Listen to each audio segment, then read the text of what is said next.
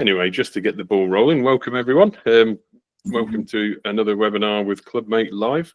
Tonight we're going to talk about practical coaching. For anyone that came to the last webinar, it was focused around more, the industry thoughts around coaching, the politics of coaching and some of the challenges. Tonight is all about the practical steps to coaching. And tonight is also the first Clubmate webinar for Ulvis, who joined us recently. I don't know if all of you have met Ulvis yet.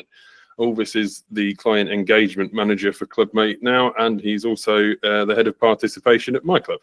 So Ulvis runs the coaching over at Peterborough with me, and he is also level 3 qualified assessor. So he's a coach of coaches. So he's hopefully got a lot to tell us about practical coaching. And the aim for tonight is to have a chat. You can ask plenty of questions. There's lots of experience in the room, but for Ulvis is going to kind of present how you actually, if you decide you coach and why you want to coach, how you practically do that. How do you get to your kind of first coaching session and what do you do from there? So I'm going to hand over to Ulvis for now. If you've got any questions, please use the raise hand feature at the bottom of the screen or drop a message into the chat and we'll just go from there, really, see how it goes and talk coaching. So welcome, Ulvis, go ahead. Evening, everyone. So, as Rob mentioned, I am level 2 coach and just passed my level 2 or level 3 qualification for tutor and assessor. So today's webinar is everything about coaching. So why do we do it? We'll start with why do we do it? Obviously, we are doing it because we want to help everyone, not just kids, to start their journey as an angler. And obviously, for those who has experience, maybe we would just want to refresh their knowledge and improve their knowledge. And obviously, it is a remedy for body and soul. So for me personally, when I go fishing and or I coach, I leave all my worries behind. So they all stay at home, and that's exactly why we do it. And that's exactly why we love fishing that much. And obviously for us, when we are coaching, we want to give that over to the younger generation or those who has not had that much time to go fishing. We want to just get them back to it. So obviously that was why. So there's lots of lots of things to take in consideration. So when you start coaching, so first and foremost, it would be your best practice. So you would need to obviously think about your coaches, so who can coach.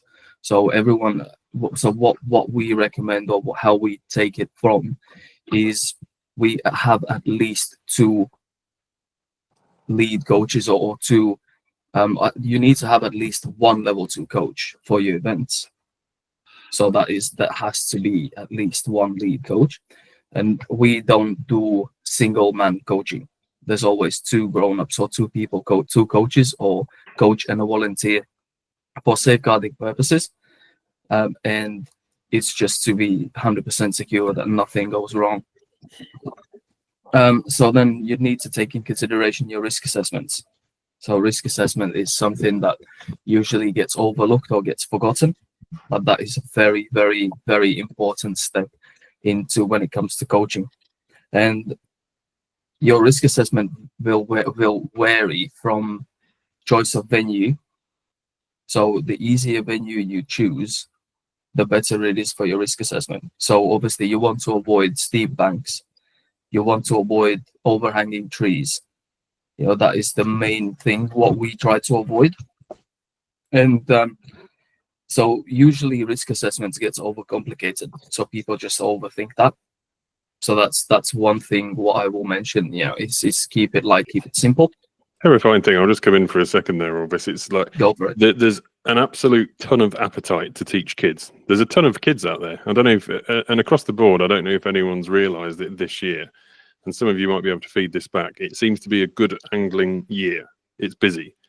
Everyone I've spoken to, for the most part, is up on membership this year across the board, across age groups. So we're not just talking kids. So there's a lot of appetite to fish this year. It just seems to be a good fishing year. I know we've had good weather.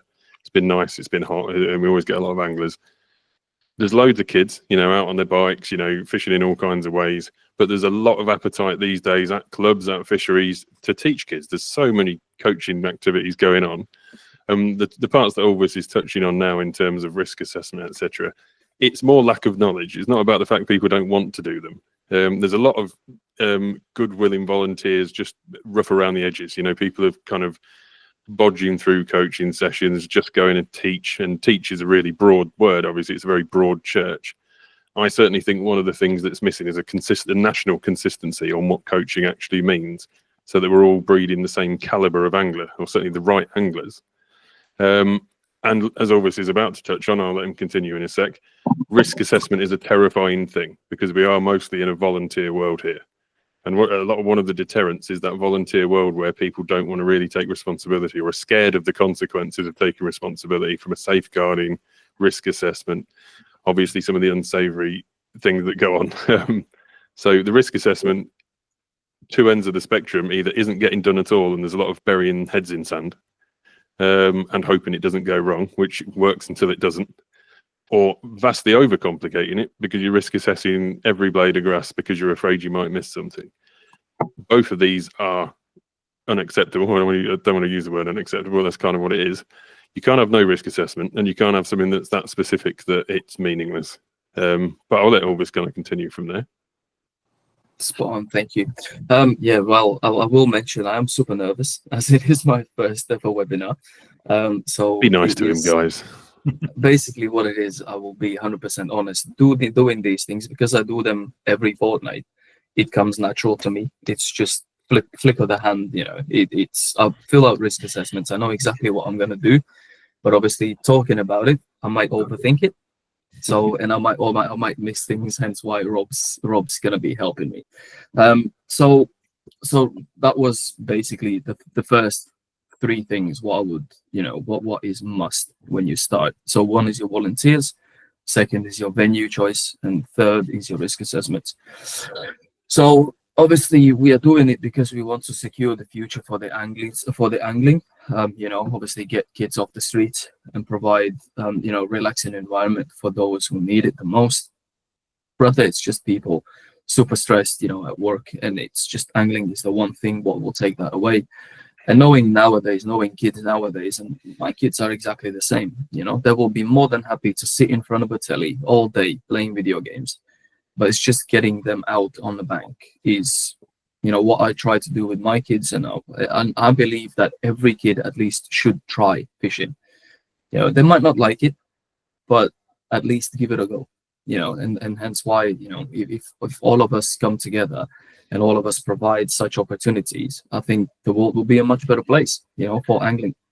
So before we get any kind of deeper into the actual coaching, and Duncan's just raised the point in the chat, I don't want to get too far past it before we cover it. The risk assessment is a legal document, and it does show due diligence and should be stored for 6 years after you've done your session. This is one of the benefits of online and digital technology. Bits of paper get lost or they're scribbled on, they get wet. We do all our risk assessments digitally. They're all filled in, they're all stored, they're all centrally cloud stored. There's no way to lose them. They can't go missing. They've all got physical signatures on, digital signatures on. So it's very important that you don't just take it as a tick box exercise and write it on a fag packet, so to speak. It gets scratched on a bit of paper and thrown away. Because let's remember, if something goes wrong, it won't be on the day that you're in trouble for it. It will be several weeks, months, and years down the line. So you do need to be able to prove that due diligence. And aside from the fact that obviously I mentioned that there's a lot of fear about the kind of the risks involved, the real point of this is to keep people safe. Most of the focus is on being scared of what goes wrong and people getting in trouble and volunteers that don't know what they're doing. The real core point is to keep people safe. So we do need to kind of think about that as our core and actually stand there instead of, being kind of locked into the screen doing your risk assessment and thinking, what can I possibly write? That you are aware of the environment and you are actually looking around yourself for the actual risks, not the ones imagining in your head that you might get in trouble for, but the actual risks. I've seen far too many risk assessments that someone's dreamed up in the back of their car because they thought maybe it'll be sharp or the weather might be bad. It's an on the day, it's an on the day what the actual risks are. It's all too easy if you're doing long programs of coaching, all of a sudden the risk assessments all start to look very similar. All of a sudden it becomes a tick box copy and paste exercise. That's worthless. If anything goes wrong and someone's looking into your processes and your risk assessments, if they all magically read the same, it will be as worthless as not doing one, if not worse. Because if you don't do one, although ignorance is no excuse in law, quite often it kind of goes that way. If you've done one, you knew you needed to do one. And if they all look like they've been copy and pasted, you look very negligent. But yeah, focus on the actual safety, not the saving yourself, so to speak. Go ahead, Ulvis. Yeah. So the next thing, obviously reflecting onto your risk assessment will be your equipment choice. So we in Peterborough, we tend to start kids off with come and catch your first fish. And we do that with a whip. So which is the most primitive yet the easiest way to catch a fish. So we start them off with just come and catch your first fish. So obviously, like you're aware, so myself and Rob working at Clubmate, so we have made a platform which is similar to your club, which is P&DAA School of Fish. So Rob's just demonstrating give us a scroll now. around. So this is our coaching platform. We just about nearly hit 300 kids who's registered on the platform or for the club, and majority of them has attended our coaching sessions. So very good to know, very good to actually know and use the platform, as you can make notes. So as most of you know, your bailiffs can make a note. So we do make coaching notes for the kids, with their improvement, and you can always touch up on the notes and go back and see, because we have in Peterborough, we have 2 coaching sort of locations. We have one in Spalding, which is my hometown where I live, and then the other one's in Peterborough, and we have completely different coaches doing these sessions. Some of them crisscross, but mainly it's 2 different teams. But some of the kids who live in between will go 1 week, will go to Peterborough, and then the next week they'll come to us, so we can just see what Peterborough has done, what they've done in Peterborough. We're talking about a club that covers 30-40 miles. We're on 3 different rivers, 30-40 miles apart. It's not feasible in the old-fashioned world for everyone to communicate and to know what's being coached, and for kids to drive from one county to another county every single week. Like a shared digital platform, one, we've already covered that you can digitally record all your risk assessments and they're locked away, they're vaulted, cloud stored, they can't go anywhere. You can share data about the coaching, and it's really important, and it's something Ulvis is going to move on to in a second. First fish on a whip. Now, I've had some quite fun and fruity conversations with John over at CRT about this. The guy would burn every whip in the country, because he's very much against whips being used for coaching sessions, because they don't really build anglers. Not many people, and I agree to a certain extent. No one whip fishes. In a wide scale sense, yes, there is a little bit of whip fishing, but the biggest parts of angling are not whip fishing. So why would that be the thing you teach everyone that you start fishing? Now, I'm not quite as extreme as that, because I think one of the challenges, and we discussed this, I think, on the previous webinar, or many of the coaching sessions going on around the country are a carbon copy whip session. You've got a cheap whip and some maggots, and you teach kids to catch fish. And then the next session is the same, and the next session is the same, and the next session is the same. We're not growing anglers, we're just ticking boxes. We're just counting numbers. We're just bean counting how many people we can get to hold a stick. There's not much skill involved in kind of hold this stick and wait till the float moves. Now, I sit right in the middle of this, and Ulvis is kind of aligned with me on this, I think. The whip is still the first and easiest way for someone that's never seen water, that's never seen a fish, to catch a fish and get excited by holding that first roach or rudd or whatever it might be. But from there, you should very quickly be moving on to what you might term real fishing, something that's real fishing that people do, whether it is carp or just rod and reel, feeder, waggler, whatever the real fishing people do. And for us, that's one session. The very first session is called First Time Fishing, and it involves a whip. The second session people go to is called Skills School, and it involves, firstly, a rod and reel.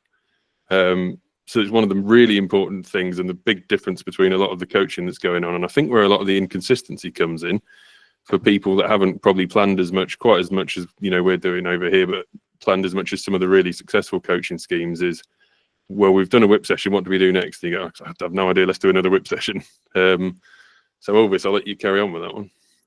Yeah, so as Rob mentioned, so the biggest challenge is transitioning them from the whip to rod and reel. However, what I tend to notice is when a lot of kids come to your sessions, first thing they will say, oh, I've seen this on YouTube, sort of famous names like Denny Fairbrass, Daryl Peck, all these lads. They make these nice, awesome films, 30-minute videos, where they go out and catch these massive fish, massive carp, and that's what kids want to catch. They're not interested into a little roach.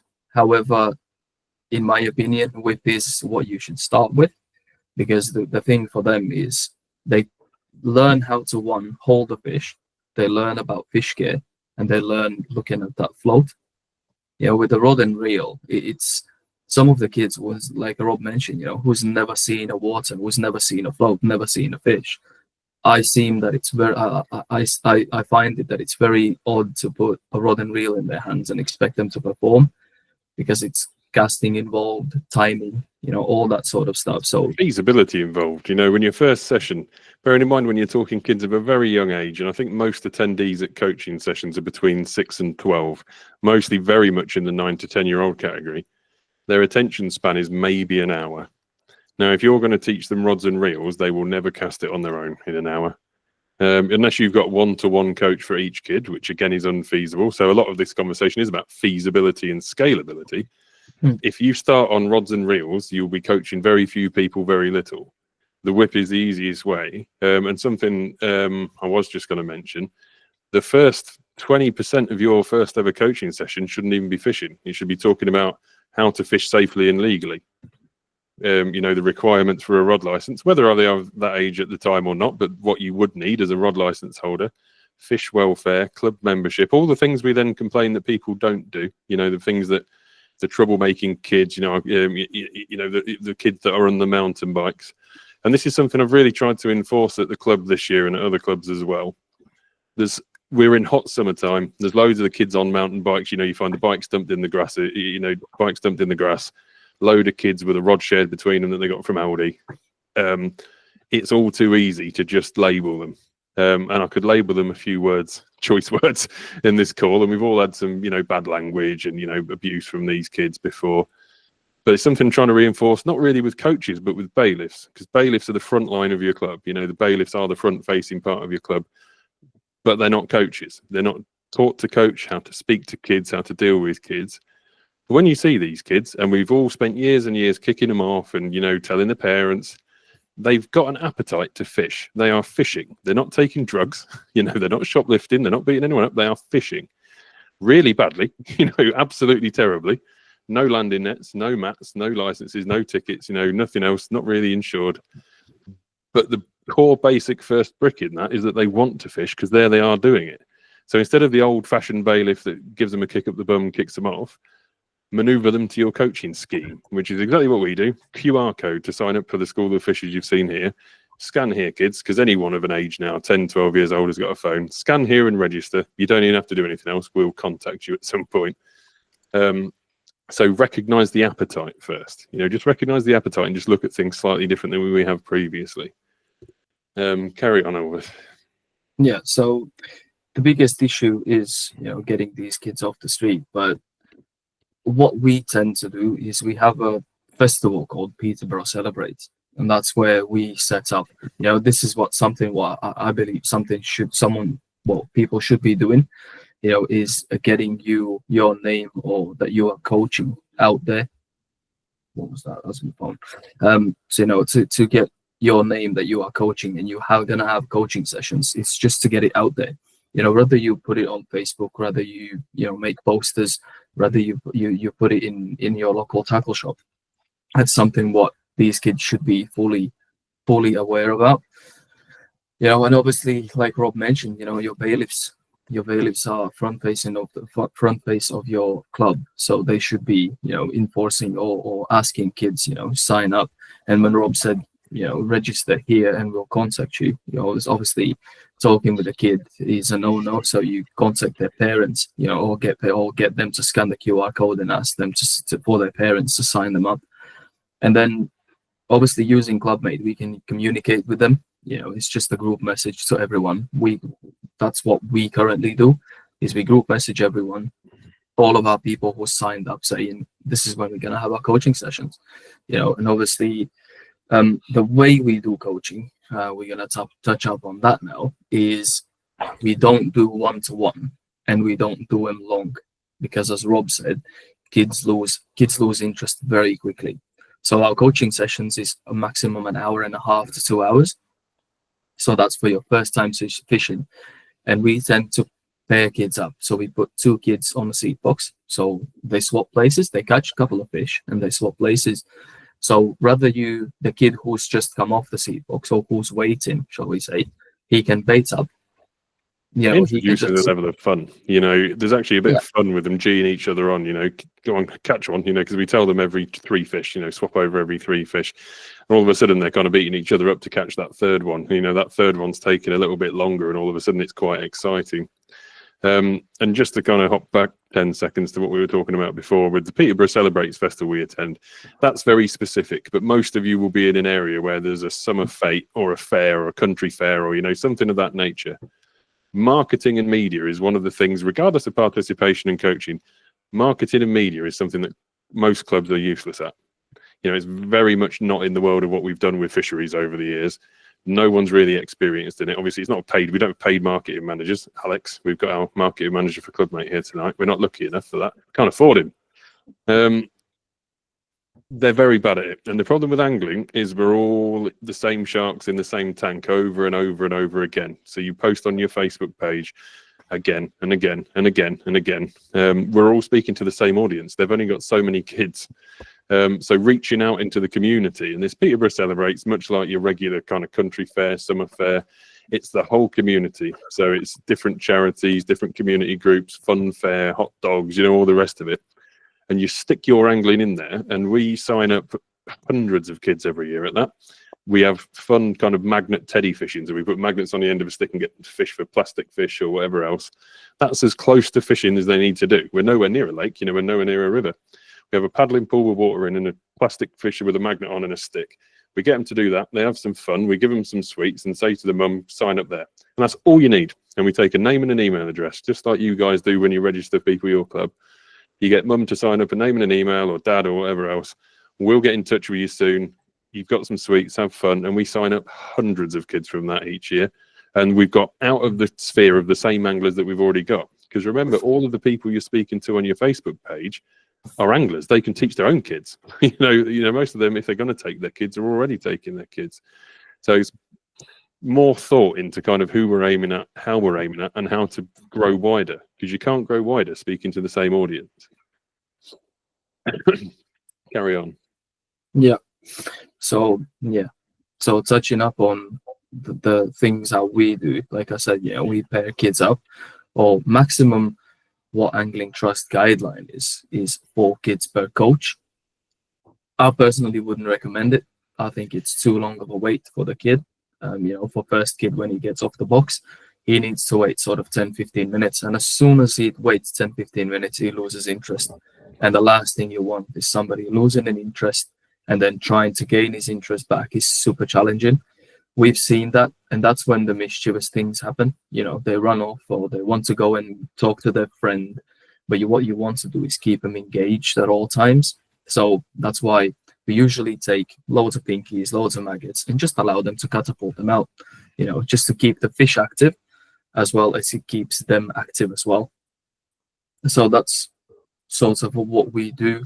And then obviously, once you get your first session on the whip out the way, so as Rob mentioned, we have skill school, where we teach kids, whether it's a bomb rod, whether it's a feeder, or it's just a waggler, changing something, giving them something to look forward to.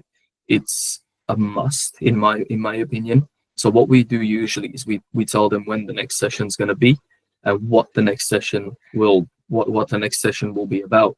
So if somebody's done their first session, there you go.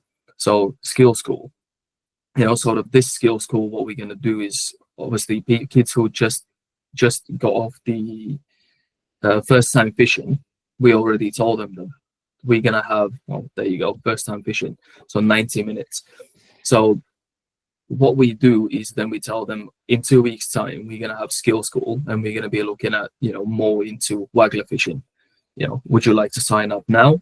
So that's a very important piece of information. What you're giving them is something to look forward to. If it's not the parent, it's the kid. I personally can't coach my kids because it should murder them. Yeah, I can't coach them.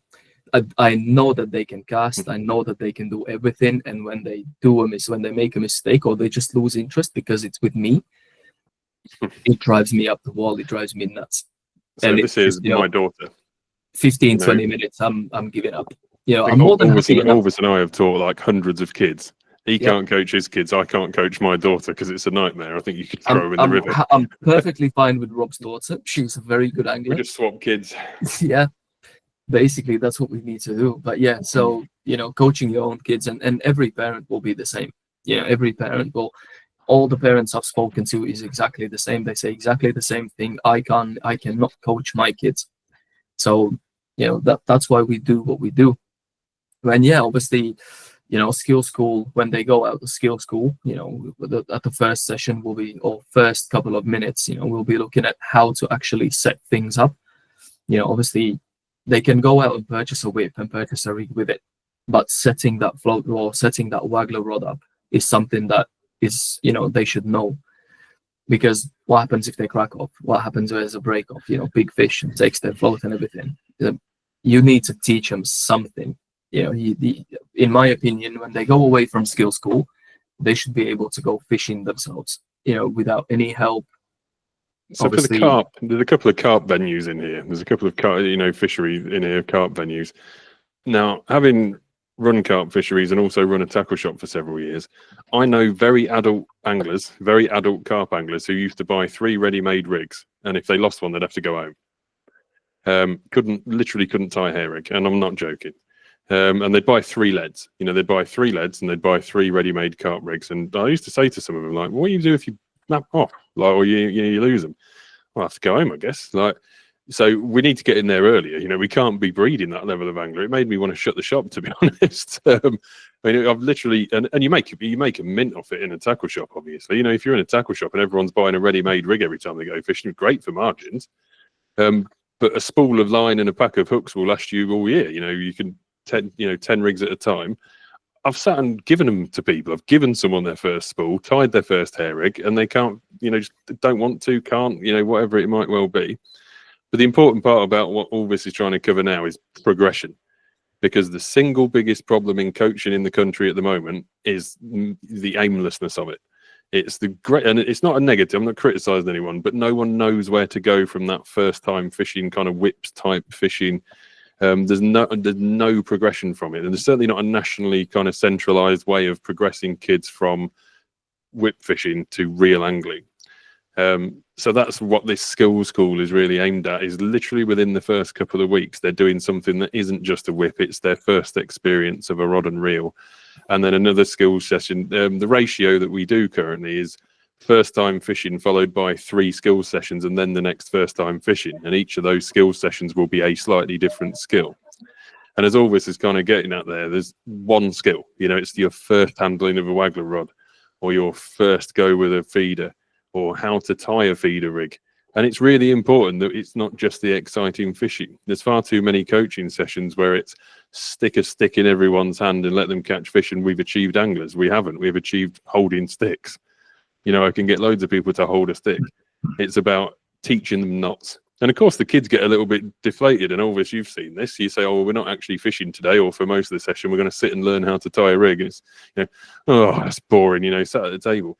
If you want real anglers, it's not all shiny catching fish. Some of it's how to tie your own rigs. And when we talk about progression, the progression isn't session to session to session to session to session. It's as quickly as possible. And there's no kind of time scale on this, but how quickly can we get them to go fishing on their own? How quickly can we get them to go fishing with mum and dad and not a coach? Because we can't handhold them till they're 18 years old. It's what should we be doing on our sessions to get those kids fishing themselves the day after, running out to the riverbank or the lake the day after. Andrew. Yeah, just going on from that point, Rob, I hate to say that we're a bit different, but I think we possibly are because of the technicality of it. But most of our juniors are sons of, with the occasional daughter of, members. There are a few juniors who really struggle because of the nature, because of the wild because it's game fishing for a start, because it's fly fishing for a start, and wild fly fishing. Fast water, difficult situation. When you're talking about that progression from whips to technical session, do you have any sort of mentoring system where, like, if the kid's from a non-fishing family, are there members that can act as mentors for, or prepared to act for mentors for, just to bring that progression on a little bit? I'm going to dig backwards now into going back on a topic slightly about health and safety and risk assessments and all the rest of it. I spoke to a club this week actually who'd got this kind of arrangement where kids can't fish on their own, but they can fish with an adult, and it doesn't necessarily need to be the parent. You can nominate a member, and I nearly fell off my chair because I'm horrified. Now I might be looking in, I'm always, and asking the guys on the call, I will always see the bad in everything. Who the hell is this member? This random member that you can align yourself with. And kids are quite naive. If 12-year-old Jimmy has a nice day out with Frank on the bank one day and says, "Oh, I'll let him be my mentor," you don't know him from Adam, but the kid's just had a nice day. I like the theory, but I think it would probably get massacred. And harkening back to what I said about the risk assessments, I think it could possibly be actually dangerous. We have a couple of things in the School of Fish here that kind of help people in the intervening period, because obviously short sessions, as we're kind of preaching here, you can only do so much, even if you have one, and the amount of time we've all got as volunteers, you're looking feasibly maybe once a fortnight, and we're very lucky to have, I think 8 level 2 coaches and plenty of volunteers. So once a fortnight is about as much as we can manage. And if you're doing an hour and a half every fortnight, you're not learning much. So that intervening period between the skill sessions is important. And we do a few things that kind of help kids in the intervening period. So if you look through the site we've got here, the first thing we've got is ask a question anytime. So it's a very simple form-based question. They can go to their member area. There is one box to ask whatever question you've currently got about your fishing. And we get a whole host of questions through here. It's when's the next session, what's the location, I've just bought this, or what should I buy, what should I buy, etc. I'll have a chat on that one in a minute, Duncan, because I'm interested in that one. So a whole range of questions on here, basically, and it's usually what whip should I buy, or where should we go, or all kinds of questions, mostly from the parents, by the way. When those questions are submitted, it goes directly to every single one of our coaches, and the first one can answer it. Whoever gets there first answers the question. So that gives them a little bit of a kind of guide on the way through.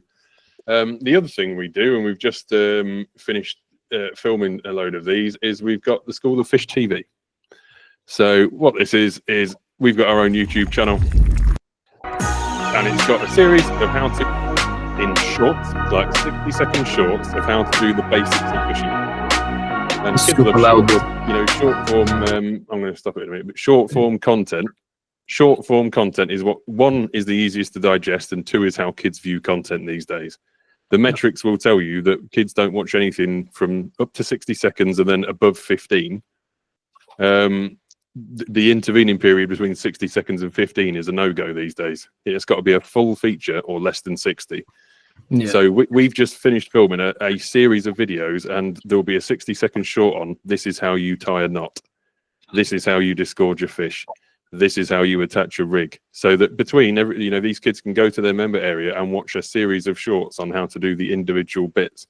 Now, it's not quite the same as obviously having a mentor on the bank or anything such as that, but I think it is risky, Andrew. As much as I like the idea of it, I think you really are opening yourself up. And just to bring this to what Duncan's just put in the chat, looking at, I'm assuming, Duncan, you're meaning that you should only be coaching with DBS checked people. Now, this is obviously a big question at the moment, and something that's a bit very up in the air, because there's a lot of coaching going on around the country at the moment with a lot of well-meaning volunteers and not that many DBS checks. I'm currently sat on a little bit of a fence because all of our coaches are DBS checked. Every session has 2 DBS checked and qualified coaches. It could be a massive barrier to the sport if we absolutely insist that anyone that ever wants to help volunteer ever is DBS checked. Yep. And it's probably also not scalably going to be successful and will probably lead to a reduction. If it's for the right reasons and it's safe, I fully agree. I don't disagree with it in theory. You know, in utopian world of theory, I think it's great. But I think it's very challenging to go from where we are to there. It's open-ended. I'm not going to kind of sway either way on the fence about it, but you need to do as much as possible to keep kids as safe as possible. So we do have a minimum of 2 coaches at every event. We insist on the parents going. No kid goes anywhere on their own with a coach. If there is a reason for a kid to go to the toilet, for example, we stop the session. Everyone is monitored. Everyone's watched. We do as much mitigation of risk as we can possibly do, because, of course, 1, we want them to be safe, and 2, we want to not lose our jobs. We don't want to get in any trouble. And there are cases, and currently a couple of cases, of some very bad accusations, false accusations going around from kids that thought it was funny, which can be very risky to people. So the DBS one, it's a hot potato at the moment, but certainly in terms of random volunteer member, you know, going on their own, and it's completely counter to what we've said about having 2 coaches at every session. I would never send a kid with 1 member. And then it becomes very unfeasible for each of your juniors to have 2 members, you know, to have, you know, if they were DBS checked. Andrew, Yeah. I've got a quick question for you, related to your scenario in particular. I've put a link in the chat here that you would be actually really good to have a look at. I myself have come through fly fishing via this particular club. Right. They teach not just kids. They do a lot of work with kids, but they also do adults as well. They have what's called Try the Fly, and they do have a still water, and that is where they take the kids to do things, instead of going down to the river doing bits. But all the gear's provided. They've got angling trust coaches. They've got volunteer coaches. And because everyone's pretty much within eyesight of each other with the lake, you know, you go off and stuff. But if you contact the club, and Tony holds the main man there, he's more than happy to sort of help other clubs try and do the same thing as well. You don't have any still waters, do you, Andrew?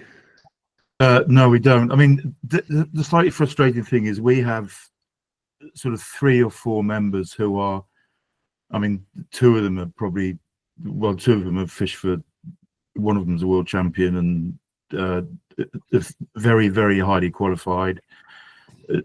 They're professional guides, sort of you can imagine they've insurance, DBS, everything. Yeah. They're willing to help. It's just trying to find. That's what I was trying to explain. Trying to find a way to utilize that help. I mean, I would really like, following this, if any club really wants some more kind of specific guidance, I'm happy, and Ulvis will come along to guide you through kind of the best way for your club. Yeah. For you, Andrew, if I had to suggest something, and I don't know how feasible it is, I would look at shared water with a still water. What I would do is contact a local whether it doesn't even have to be a game water, you know, a flat-backed, closed access, toileted still water. Because it's going to get the kids into it easier. You can take all your people. It's great support for them, great exposure for both parties. You will reach a new audience of socials, because as we all know, in terms of social media, river clubs don't go on the same socials as lakes. You know, so you start sharing, cross-platform sharing. So that's exactly what I would look for, because till the end of time, you can have as many world champions as you like. They can't get a 4-year-old to cast on a rough bank. That's right. For fly fishing, very specific challenge. But regardless, any fishery or club on the call, this is designed to be a really general kind of presentation and then a general conversation. But if you want to kind of have a bit of, and even if it's just bouncing off us kind of thing, we're very happy with what we do. We think it's been successful. But if you want to kind of offline talk about your club and how we go from where we are to the future, perfectly happy to. Ulvis, do you want to carry on? The thing for Andrew, I think you are in the worst parts of coaching that there might be, because one, fly fishing, and I fly fish for pike, and I fly fish or game fish as well. Absolutely love it. and I'm self-taught. I taught everything to myself, just by watching YouTube videos and going out and practicing. One, it's expensive to start off. Yeah. And two, even if you have somebody who has that fly gear, you still need to practice. Mm. And I know, and I will be perfect example for this. I went out, I spooled the line on backwards, so my head was on the reel, while my while my running line was out at the front, and I couldn't cast. And I was, you know what, I'm done. I just chucked it in the bush. I just chucked it in the attic, and that was it. I just forgot about it. So the biggest challenge for you is just to get enough practice, enough interest to get these kids practiced enough so they can actually go out and cast the line themselves. Obviously having somebody who is a world champion, he will tell you the easiest ways to do it. And it's just like Rob suggested, it's just getting a still water where they can practice fly delivery, casting in general. Because last thing you want is messing up somebody's equipment, casting it on the grass or on the rubble. It's not. Andrew, do you have access to a flat field, hay bales, and a lot of plastic? Yeah, I mean, we've Casting pools. You can build your own casting pool. Yeah, we've got quite a lot of options. We've got a very good relationship with John Norris, a big tackle shop. They'll lend us gear. They're quite happy to lend us gear, stuff like that. And these guys, the guys at the top of the game, are very willing to help. It's just, I think it's probably rather than take everybody's time, it's probably just a way to try and sort it that's best for. And we're probably not talking about beginners. We're probably talking about guys girls as well that have started but need to make that next sort of progression. It's as close as you can get in this topic to impossible to do what you want to do from absolute bare minimum scratch. Yeah. Very few kids are walking down any street in this country going, I really fancy fly fishing for trout. Yeah. So it's the hardest possible world that we're talking about here. Yeah. But for you, it's not about, you've got the champions, you've got the rods, you've got the kit, John Norris, great tackle shop. It's about organisation. It is about a much more kind of magnified version of how do we get them from here to here. Yeah. And I do think it could just do with some direction. I think, right, let's write or think about, like we've done with this, what is the progression plan to get them to proper angling? Because all of these guys would have started with a worm or a maggot. They worm, maggot, spinner. Went straight to it. Yeah. I've done that. Crack on, Ulvis. Yeah. So, and answering Duncan's question about DVS checks, in my opinion, and I will back Rob upon this, DVS check is background check what you've done in the past. What happens in somebody's head, you can't control. So that's why I think the coaching sessions has to be as monitored as they possibly can be. Like Rob said, we stop our sessions. People need to go to the toilet. They go. So we monitor absolutely everyone, and the most important, we never single man anyone. There's always two people, or there's always more people. So obviously, looking at having 4 kids per coach, that's an absolute maximum. And if there is somebody like skill school, we know that they can catch fish. There will be 4 kids per coach. So, and again, but mainly it's just starting them off somewhere. For us, obviously from skill school, then progression for us is the squad, which is we currently have 14, I believe. Yes, 14 match kids who we train for matches, and that keeps their motivation because we have signed up for diver internationals, and we are signed up. Rob, what was the other one? So we're going to be taking teams of kids this year to fish at the national celebration, the CRT matches. Hopefully everyone's seen, especially the course guys. At the moment, stands at 420 kids on the Shropshire Union Canal. It is mind-blowing in terms of an event. There is barely a match in the country that's 400 people, let alone kids. It's one of the most inspirational events I've ever attended. To see 400 kids in a row on a canal fishing is mind-blowingly inspirational.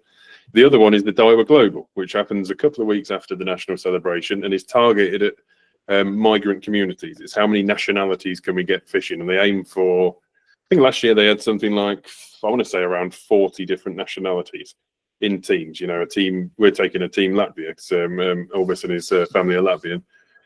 But, you know, nationality, we could all name the really obvious ones, you know, the Eastern European communities, you know, your Latvians, Lithuanians, Romanians, Polish.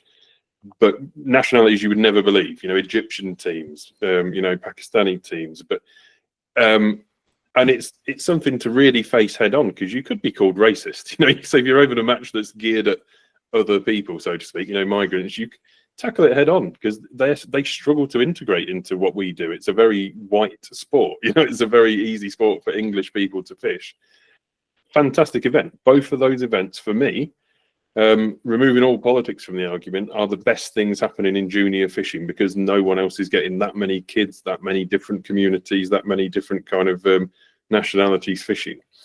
So as Ulvis said, kind of step 3 for the School of Fish at our club. Step 1 is your first time fish, and 1 week only, you know, your first time fish, first time. Step 2 is skills sessions. You know, you can come to 1, 2, 3, 10 skill sessions. Step 3 is the squad, so it's junior match fishing. But obviously, again, we'll hit the next challenge in participation. It lends itself very easy to match fishing, because the nature of it, everyone's sat in a row, people can fish the same kit. The hardest part about participation is Andrew's point, but game fishing, carp fishing, specimen fishing, lure fishing, because they're not so easily scalably coached to more than one person. So we do the squad for the match type fishing, but we're also, Ulvis and I, offering skills sessions for specialist fishing, where 2 of us, and it, again, even though things like barbel fishing can quite often be just yourself, we won't be going to coach anyone, certainly kids, just ourselves. We'll be taking 2 of us to 2 kids to go, you know, to go barbel fishing, tench fishing, bream fishing. There are limits, you know. I never got taught how to specimen fish. We all grew into specimen fishing on our own, but we can give it a helping hand, but there's never really going to be a scalable way of getting people specimen fishing. It's just too hard. It's too expensive. It's too niche. It's too individual. But we've got that offering. You know, we've got a sniff of an offering of taking people to something that isn't just match fishing. But step 3 for us is the squad. So, Ulvis, you've been coaching the squad recently. You want to tell us a little bit more about that, what that looks like? So squad, yeah. So squad, we started off, you know, like Rob said, we started off with actually 3 kids, and then, you know, it slowly progressed. And what we started off was with, you know, obviously my brother's kids, so they were the first 3 to join the squad, and they had the appetite for fishing, but didn't know where to go, didn't know what to do to the start. So obviously Rob and I had the brilliant idea to make the squad, and yeah, so from whips they got into pole. Now we're teaching them feeder, you know, and it's basically everything from start to finish. You know, for your pole, what pole you should choose, how to plumb it, you know, how to set it all up, what equipment do you need additional to the pole, is it your seed box, your pole rollers, etc., etc. You know, obviously now they're going on to feeder, and we have, what do we have, 4 sessions left, you know, to teach them from 0 feeder fishing skills to be a decent feeder fisherman, you know, to go to Shropshire Canal and to feed a fish.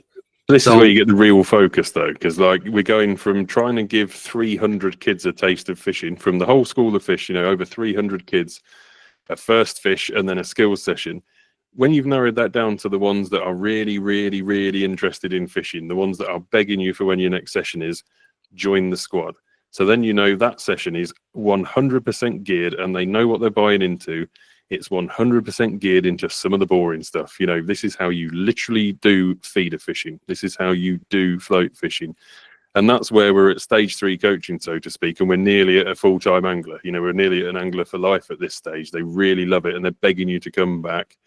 And one of the important parts about this is the 1, signposting to what kit to get, and 2, helping them get the kit. Because as Ulvis mentioned, even with, you know, with the game side of things, it's not cheap. Once they've got to the squad and we start giving them a pole, we haven't got loads of poles to spare. We can't just start giving out 11-meter poles. And you try telling your mum at that age, 10, 11 years old, can I have £2,000, mum? Can I buy an 11-meter pole for £2,000? Not going to happen. So we work with local businesses and we work with the tackle companies and manufacturers to try and help make that cheaper and easier. And we also signpost them to what is the best value kit on the market. But stage 3, and you can call it a squad or you can call it your, stage 3 coaching, whatever, but that third skill level, we're now kind of 2 stages removed from the whip type fishing.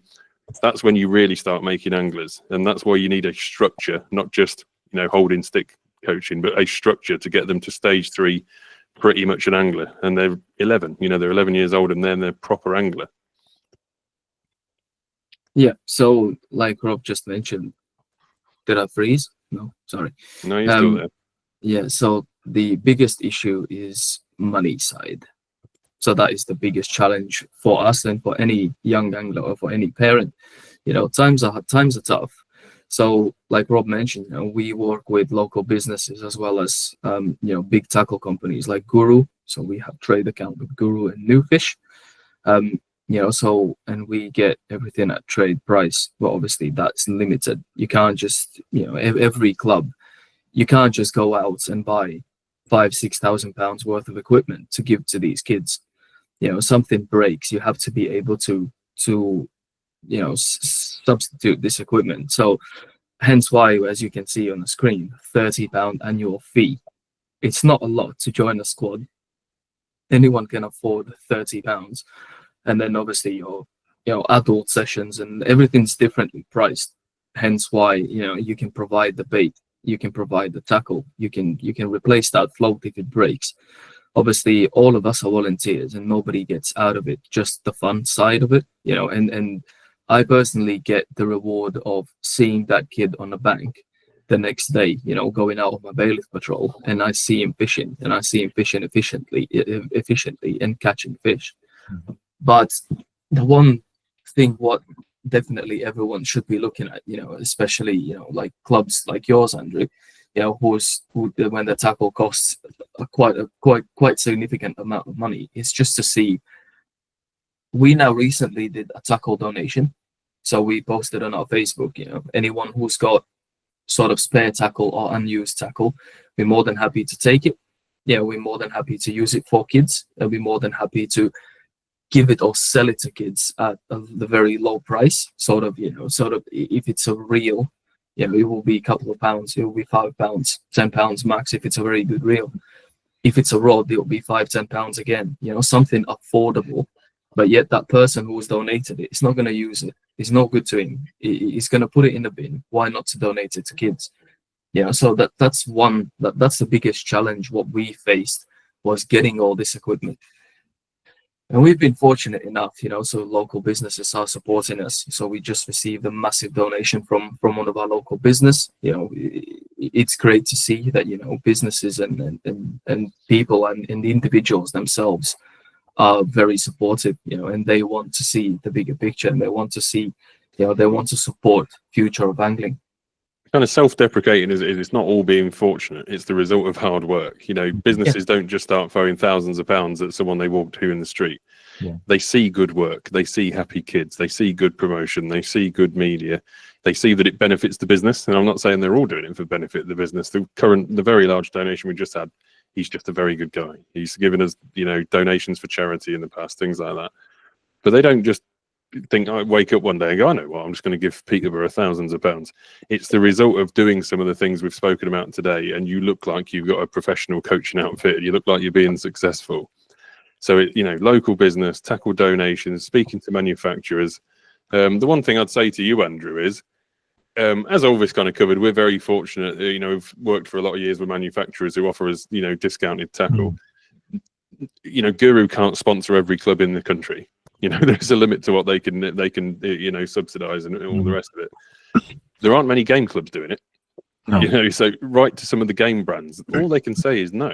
Write to Ulvis. Write to some of the really known brands. They would love to donate some kit. Quite a lot of them. They'd love to get some exposure and some media. Yeah. But as Ulvis said, we take donations from our members, and you get some chaff along with the wheat.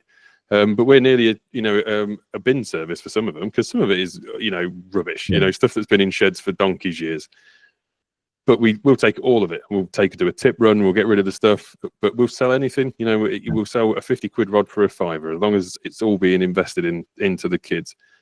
So what you can probably tell from this, there are like 10 different funnels here of ways in which we're investing in kids, whether it's financially, in time, in money, in sponsorship, and there's a lot more to it. We're so far removed from that first whip session.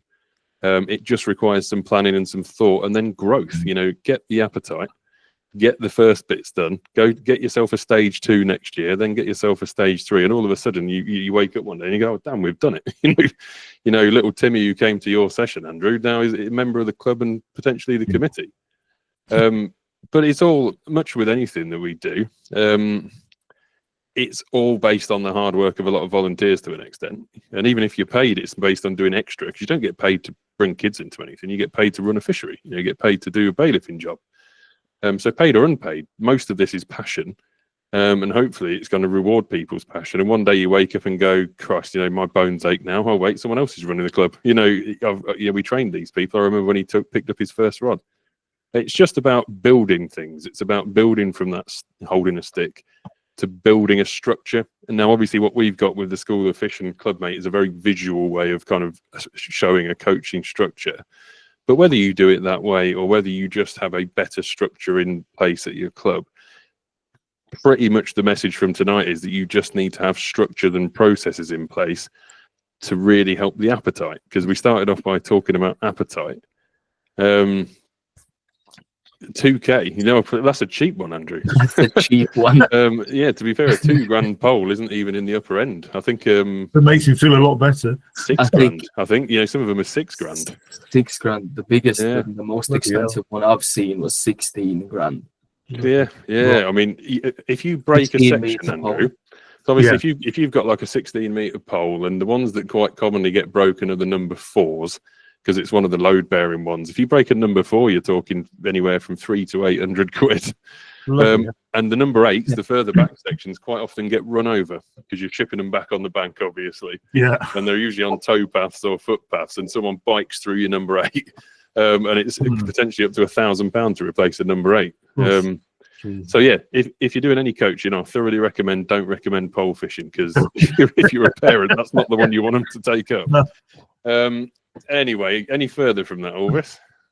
Yeah, so obviously, just touching up on challenges, one is obviously your financial thing. 2 is your volunteers, who technically, and being 100% honest, I was at the point where I was very selfish as an angler. Most anglers are selfish, because I'd rather choose, as before, I was more likely to choose my own fishing other than, teaching someone else. What changed is my kids started to show interest in fishing, and that's the biggest challenge, is just to get the interest, not just to the kids, it's just to get these volunteers. And if you get them, hold on to them. There's no way in a million years somebody should be abusing them. What we do is when we plan our sessions, we plan in breaks. That's the main thing. What people oversee is, imagine you fishing for 8 hours. Imagine somebody sat there constantly changing kids without a break. It's something what people oversee a lot. And obviously, one of the biggest challenges is when you are putting up a coaching event, which is 4 hours plus, you have to provide toilet. Yeah, especially when you're coaching, when there's girls. So the biggest thing would be, speak to someone who can provide a portaloo. Maybe it's a discounted cost, maybe it can be donated. Most of the businesses, like Rob said, most of businesses will not. The worst thing they can say is no. But it's well worth a try. They've got budgets for charity, they've got budgets for corporate responsibility. It's a tax write-off. It's good for writing off a certain amount of their money.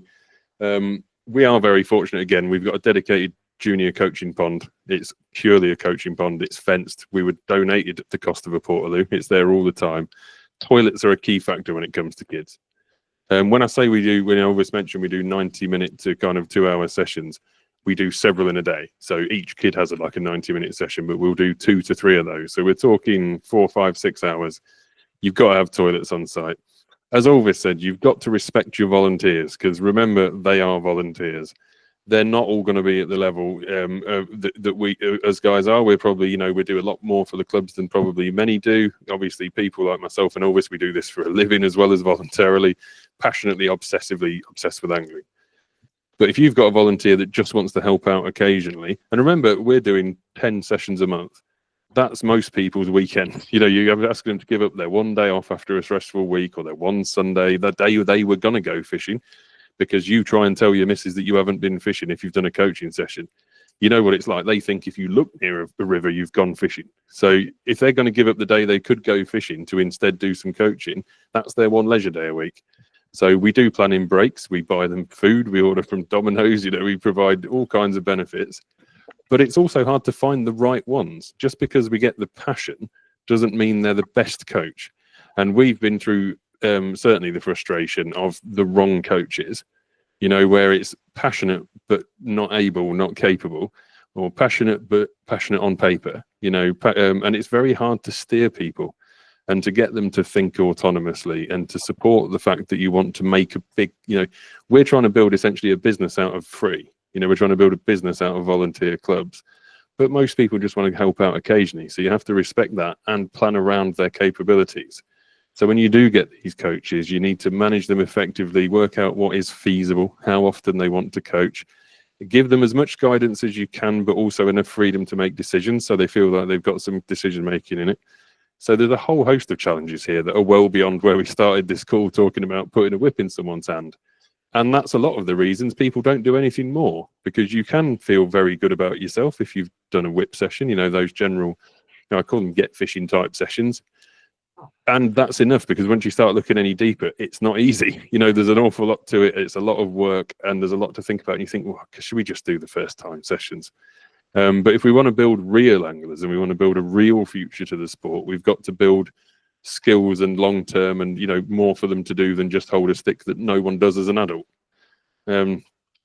Very passionate about this. Obviously, I'm banging on a little bit, but Ulvis, carry on. And yeah, so as we mentioned, the biggest challenge is just that planning stage.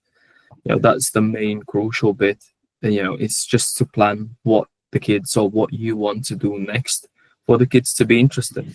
If they're not bothered and you can't ignite that little flame in their hearts, for angling, they will not come back. And the worst thing what can happen is, well, they will go back onto the street, smashing glass and doing God knows what instead of angling. So that's the main thing for us, is just to have something for them to look forward to. And it will be a biggest challenge, for lots and lots of kids are, like mine, they will choose to sit in front of a telly all day, play video games, play fishing games virtually, on the Xboxes and all computers, but getting them out onto the bank, that's what matters. So but yeah, we are kind of rolling on a bit for time tonight. I'm conscious we've gone over for an hour already, and we want to kind of open it up to the audience a little bit. I think we've obviously got the message across of how much you can do and how much there is to be done and what there is to talk about. So I want to open it up to the audience to chat about what you guys are doing at your clubs. Andrew's obviously already had a little bit. Any questions about what we've spoken about tonight? I want to say thank you to Ulvis. Obviously, first webinar. Thank you very much for coming. Some great information there. I've just dropped a link. I've just dropped a link in the chat to our participation survey. Now, we have been absolutely ramming it down your throat to fill it in, so hopefully most of you have done it already. But if you haven't filled it in, there's a link in the chat right now. It's just a quick survey. We'll take 1 minute on your thoughts on junior participation in the country. The successes, the failures, what we can do differently, some of the things we've spoken about tonight. If you can, just fill one in, because we're looking to build a big picture of what people's thoughts are and what the challenges are, hopefully to mirror some of the things we've spoken about tonight. There have been a hell of a load of entries already. We're well into kind of 3 figures on that one. And we're going to be doing a kind of presentation on the results in collaboration with the Angling Times. So it's going to be really interesting to see the results and what people think and if it mirrors what we think. So it's Q&A time, guys. So if you want to ask any questions for Ulvis or myself, but if you want to talk about your club, then raise your hands. Come on, someone's got a question. The one thing I will mention, so past this webinar, if anyone has any questions or just want to know anything of how to get started or what your risk assessment should look like, and you're not just 100% sure, please ask. Rob's, I'm sure Rob can share my email address. Email me directly. It's not a problem. I'll be more than happy to help. Only thing we want is to build a brighter future for angling. Yeah, I've literally just started a couple of months ago, and it's obviously with work commitments and stuff, but now I've done my army and I've got more time, so that'd be great. It might be daft questions, but anything just to get me started. There is no question as daft question. Yeah, the daft one's the one you don't ask, as they say. Trust me, and the guys where I'm at on the Lido in Bury are really sound, they'll literally take me through the baby steps, and I've had some proper crackers, and I've had a go, and I've been casted and nearly hit a duck and stuff like that, That's brilliant. But we just laugh it. I mean, you couldn't do that on purpose. But it's fun. It's fun. It's actually fun to do. Alex. Yeah. Alex, do you want to tell them how your first experience went? Alex, our marketing manager, came down to do some filming with us when we were on one of our venues. How did your first cast go with my very expensive rods, Alex? At least Nick managed to get it towards the water. Mine definitely did not, but possibly might have gone behind me. Yeah, I mean, it went backwards, and then it somehow managed to go backwards, and then managed to snag my rods in a tree. Cool. It was all good, so don't worry about it. But yeah, just anything, just like I said, anything that pops into my head, that'd be great. I've dropped Ulvis's email address into the chat, so if you ever want to kind of drop an email across, you've got ulvis@clubmate.co.uk, or get hold of me on rob@clubmate.co.uk. You see, it's usually, especially with kids, they are afraid to ask questions, but what we should do is encourage anyone to ask questions, because if you have a question, that means you're interested. And that's what matters. Again, sorry. Say again. Those email addresses you said you put in the chat. Yeah, if you look in the chat, you'll see ulvis@clubmate.co.uk. We're all at clubmate.co.uk, so you can just do Rob at Clubmate, and we can pass it on. If you don't remember one, we'll pass it on to the right team member. Thank you. As Ulvis said, people are nervous about asking questions. They are nervous about asking questions in groups. Obviously, they don't want to be embarrassed. There's a lot of peer pressure when you're a kid, which is why we offer the opportunity for that single question in the app. So they might be thinking it for the whole coaching session, and the question will come through 3 minutes after they leave, because they didn't want to ask it in front of everyone else. It's really difficult, but they've always got a route to speak to us, which is another important factor there as well. So because no one wants to ask any questions, I'm going to ask for some opinions. And it's one of the questions on the survey, but I'm quite interested to discuss it in a live audience. Kids paying for fishing. So there's a big question around should or should not, or how much kids should pay to fish. There's an awful lot of this free whip session stuff going on, completely free to go. And again, it's something where I don't sit on either end of the extreme left or right of this argument. We give the first time session for free, as you probably saw from the booking there. That first catch your first fish on a whip session is free. The skill sessions are then £2. Now, I'm sure we can all work out £2 doesn't get you very far. We're not exactly, Ulvis and I aren't sailing away on a yacht for £2 a kid. It's more about the act of putting your card details in. The parents manage to put their because that means there's probably some value involved. There is an appetite, a value. They've taken the effort. It wasn't just turn up on the day, oh, it's raining, let's not go. They've committed to actually entering their details. Yes, it does offset the cost of maybe some pinkies, but as Ulvis said, when we've just spent, I've probably done £3 grand's worth of orders this week. There was a lot of £2 before we get that back. They get their first session for free. The next session is £2. Specialist sessions, when it's one-to-ones with me and Ulvis are I think £20. Or they can buy a membership. If any of you know the way kind of Clubmate works, you can set so that if you've got a certain membership, it lets you book for free onto what is otherwise a paid session. So if someone's to buy a junior season pass for £20, they can book as many £2 sessions as they want for free. If they buy a squad membership, it gives them access to any session for free. But there is some level of commitment. It's not about the money, it's about the commitment. But when it comes to our general club, when it actually comes to P&DAA, the junior membership is free to the age of 17. So they've actually paid more for the skills. They've paid more for the qualified coaches, for the equipment, for the time, for the bait. Once they get away from our sessions that they've paid a little bit for, they can fish for free. I'm always kind of 50-50 as to whether we should. You know, I'm never sure as a club whether we should just give junior fishing completely free. Anyone got an opinion on it, or a story from their club, or what thoughts they've had? I'd love to hear from anybody on what they do with that. Andrew. Yeah, our junior membership is £10, as opposed to the normal membership's going to go up to 120, and I think £10.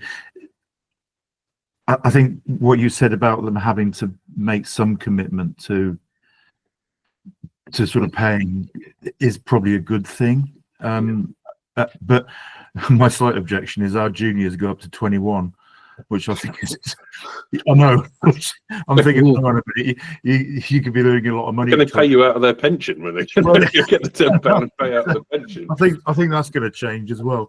But I'm like you, I'm a little bit torn. I think it needs to be encouraging, but I think so the £10 is nearly worthless, Andrew. Like it doesn't make any, it doesn't move the needle at your club, does it? You know, no, it doesn't. You know, does it give them some commitment? So it's all about the value. So, you know, it's about the commitment to value kind of thing. I think so, but I'm not convinced about that either way, really. But that's how we do it. But I would say, from having done it quite a lot in the last year, I would say that even at £1, it's real. There is a vast difference, and I think Ulvis will back me up on this. If you make it free, that people do act like it's valueless, and even in the difference between £0 and £1. Yeah, I agree with that. Yeah. So I would say do it. The problem we were facing last year before we launched School of Fish, our sessions were completely free. Anyone could attend. And obviously we had the bookings, we had the booking slots. And what happened was 16 kids got booked on, 5 arrived. And then we had loads and loads of questions, you know, if there's anyone drops off, can we fill in the gaps? So there was the appetite, but because you have limited time, limited coaches, you know. So bearing in mind, you're kind of working on that provision of 4 kids to 1 coach. If you've got 16 booked for free, and then only 3 of them turn up, you sat there with more coaches than kids. Yeah. So that was our biggest challenge. So it was me who constantly kept banging on to Rob and our treasurer to put these sessions as paid, because simply, like Rob said, you know, if you are bothered to pay that, it's not about the money. It's if you're bothered enough to put in your card details and press pay, that means you're committed. You know, and it gives you that commitment to arrive. We use this bloody platform called Clubmate. It's expensive. We pay most of it in bloody transaction fees. No, it's not a lot, but it makes no difference at all. Yeah. But in terms of the real world difference, and I can't believe it, but the difference between £0 and £1 made a big difference, Andrew. And we've seen it from the metrics. We can see it from the numbers. So I do agree, for £10 at your club, you know, game clubs on average are more expensive. But I do think, and the current results in that survey, by the way, for anyone that's filling it out right now, there are 2 questions in that survey. Does your club offer free fishing for juniors? And basically, do you think you should? Now, the majority have said their club offers free fishing for juniors. So most of the clubs that have answered the survey, and we're talking into the hundreds, give their juniors free fishing. And the majority of them don't think they should. So there is a very big open conversation out there that the same people that do give it for free don't think they should.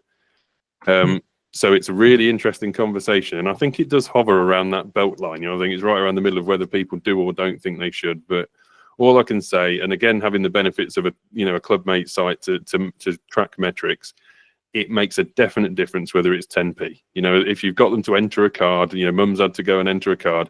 Probably she just gives him a slap and says, "All right, you've made me get my purse out for this, you go into the session," but assigns some value to it. And wherever you take that value, like I'm happy I think we're happy at Peterborough that we take payment for some coaching sessions so they can have their junior fishing for free, because we don't want to kind of double tax them. And if we can get them to pay for some junior sessions or pay for a coaching membership, we want them to go. As we said earlier, one of the biggest challenges is then getting them to really go fishing. Because if we've got a couple of kids, and Ulvis will know the kids I'm talking about, their only exposure to fishing is our coaching sessions. Once a fortnight for maybe an hour. They are very unlikely to ever be proper anglers. They have great fun, they have a great time, but they're unlikely to ever, and we can't somehow, because their parents are busy, don't fish, aren't interested. They would love to, but they're never going to go fishing on their own. And so it's a really big challenge. Any other questions? Anything you wanted to ask the audience, Ulvis? Anything that we would be interested in finding out? Yeah, I think what we would be able, I would like everyone's opinions on if you are to, well, basically it kind of covers what we already discussed, but it's just what would be, sort of like the middle grounds on getting, how would you get kids to, what would be the reasonable amount to charge someone, for a sort of like up to 12, from up to 12 to 16, from 16 onwards. It's just another question is categories. I've seen clubs that have got 4 different age categories by the time you're 16. Now, I have no idea why. I've yet to figure out why, other than I think, the club thinks, I think we should have more plans. And it does raise another question is, on top of the cost of junior fishing, what age kids should be allowed to fish on their own at your club?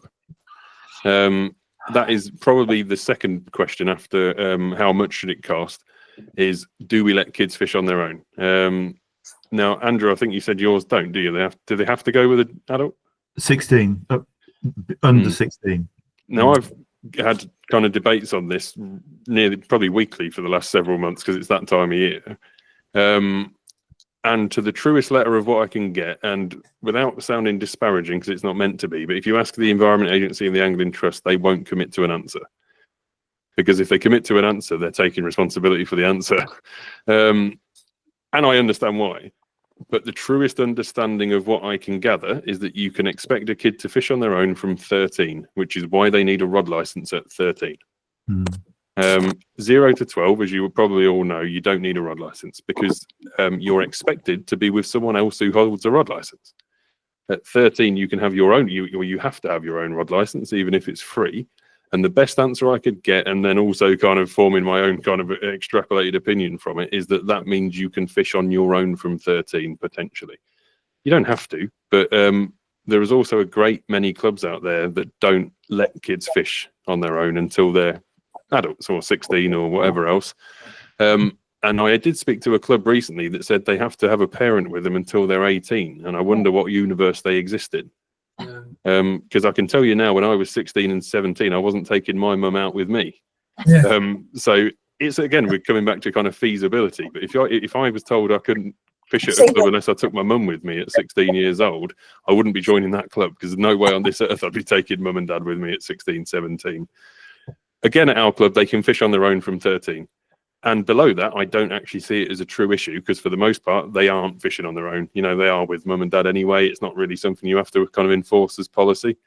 So 2 more questions that kind of Ulvis has raised and I raised there. If anyone's got an opinion on it, how much would you charge as kind of, even as a percentage of your adult membership? And do you let, or do you think kids should be able to fish on their own at a certain age? Has anyone got any particular opinion on it? Well, I charge 20 quid for 15 and under. My adult one is 50 quid. A lot of it is purely because of the style of fishing, and we're using heavyweight fly rods. It just isn't suitable for kids to be fishing that style of heavy rod. But 15 to 17 inclusive. Right, sorry, we should have put a hand up, shouldn't we? Really? Go ahead, Jill. I didn't really hear the pricing anyway. What was your charge? We were just saying, we charge our juniors £24 up to the age of 14, but they're not allowed on the fishery until they're 5 anyway. Yeah. That's Then- insurance That's correct. requirement. Yeah, for insurance of cars. Then you get from 15 to 17, they get a discounted membership of £58, but that allows them all the facilities of an adult membership, so they can then go fishing on their own and fish with 2 rods, etc., etc. So essentially, at 15, they are treated like an adult, other than getting a subsidised price. They're getting a discounted, What's It is- what's the full price, Jill? 120, well, 128 for a new So member. it's about half price. That's including their entry, 110. 110. So it's about half price you're charging the Yes. kind of Yeah. adult juniors, so to speak. Yeah. It's actually And also, if we do it for students, if they can, Tertiary education. if they're in tertiary education and they can prove that, we will extend that to 18, 19, 20. 20, yeah. Yeah, I mean, that's a really thoughtful one, to be fair. It's not one I see very often, university students. I've seen the odd student membership out there, but it's something, again, not a lot of people are doing. It's nice to have that thought process when they're still, probably struggling for money a little bit and buying their ticket out of the student loan. Usually it's the parent paying for it, but Yeah. we don't get a huge take up on that at all, but it is something that we offer. Yeah. That's How usually- do you get the proof of membership, Jill? How do you get the proof of student ID? Well, normally it's their Students. student card that they Yeah. It's union. Email something in, I suppose. Yeah. Go ahead, Ulvis. I think Ulvis was saying something. Yeah, no, that was, the allowing somebody who's not yet 18 to give them a half price ticket and actually treating them as an adult gives them a little bit of a, sort of like positivity boost, because for them, they don't want to be treated like kids. Take away the They safety. feel, it's a very positive thing. It's a very positive way to do things, in my personal opinion. So that's super good from you guys. Well, as with about 12 other webinars, all roads lead to bailiffing, because it doesn't matter what we do with software, and it doesn't matter what we do with coaches. Everything on the, as we mentioned earlier in this one, the pointy end of your club are the bailiffs. So whether they're adults at 50, at 20 or 15-year-olds, you've got to enforce it on the bank. So if you give that 15-year-old a half price but fully accessible ticket, that's their first experience of the bailiff's not a very nice man if you don't behave yourself. So again, it comes down to effective bailiffs. And like I said earlier, bailiffs aren't coaches, bailiffs are bailiffs, but they do need a little bit of kind of training in terms of the skills required to deal, because they are going to be on the front face of seeing people who can't fish very well, have never fished. So a little bit of training for your bailiffs. Our guys go through a kind of best practice before they're bailiffing. They go out on some guided bailiffing with experienced bailiffs, but there's got to be a little bit, 10% of what we're talking about today, pass on to your bailiffs. They don't need to know how to coach, but they do know how to deal with people that need to coach, that need coaching. So again, another thing to add into your bailiffs. I'd like to add at this stage, Rob, that we've never had any problems with our intermediate members at all.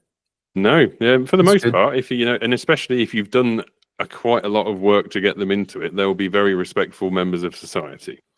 And we've turned quite a lot of these troublemakers, the ones we spoke about earlier, into people that are quite friendly, lovely to, as Ulvis said, great to see them actually catching a fish, and quite often reporting bad angling, reporting illegal angling. Become a right little network. The kids out on the mountain bikes are a great network. They cover more ground than I can now, to be honest. Any other thoughts, anyone? It's just the one thing from me, your bailiffs. I personally think that word bailiff, as soon as you tell somebody a bailiff, they think that, oh, now I'm going to get in trouble. For us and my local area, we have 8 bailiffs, and I've told every single one of them, it's not about punishment, it's about education. If you see somebody fishing badly, educate them. And that's, I think, what bailiffs, some of the people, they get too high in power. They think, oh, I'm a bailiff now, so I'm going to kick them off. It's not about kicking people off. It's about educating them. And that's what I keep telling all our bailiffs, educate them. It's not about There are a lot punishment. of those big balls bailiffs out there. We'll all have known the people that have done it. We've all got clubs. There are some people out there, and we've advertised for bailiffs. And when you get the one that says to you, I'd love to be a bailiff, I really want to kick people off, they don't even get a second phone call, because they think that's what bailiffing is. I can go rough up someone, I can kick off people. They think that's what bailiffing is. It's not. And very similar to what Ulvis has said, I kind of always phrased it to the bailiff. When you approach someone and you know from 100 yards away whether they're a good or a bad angler, you can smell it. You know, with any kind of experience, you can see from a mile away whether they're a good angler. Your job as a bailiff is to get people fishing, not stop people fishing.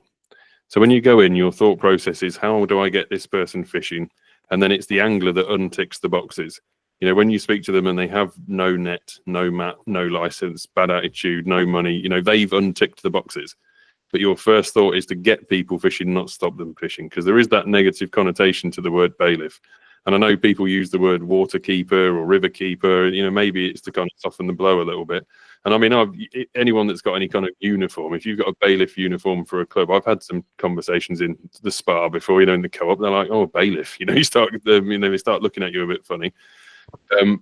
But realistically on the ground, there has got to be a little bit of coaching in every bailiff, you know, because they're the ones that are going to get people to your sessions. They're the ones that are going to spot the troublemakers.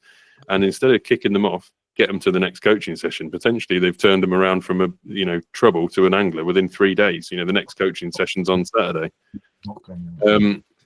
Anyone else? Any questions? Any thoughts? Anyone else got anything they'd like to say before we cut it for the night?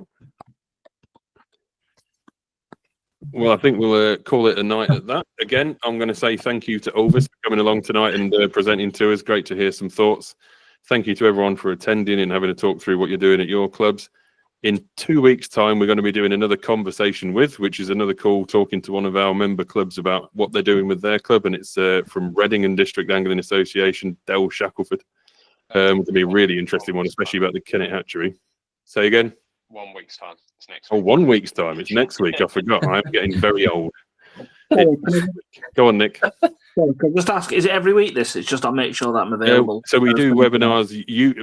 This is going to ruin it even more. Usually webinars are fortnightly, but we've got one next week. And then we've got a bit of a break. But we usually, if you keep out on the mailing list kind of thing, we can we'll make sure you get on the mailing list. We'll make sure you know. But they're usually fortnightly. So every fortnight, basically, we'll do one of these, which is kind of an industry discussion, you know, whether it's coaching or predation or whatever else. A fortnight after that is a conversation with one of our clubs to talk about what they're doing and how they're using Clubmate, but what they're doing as a club. And then a fortnight later, back to a kind of industry topic, you know, a fishing topic.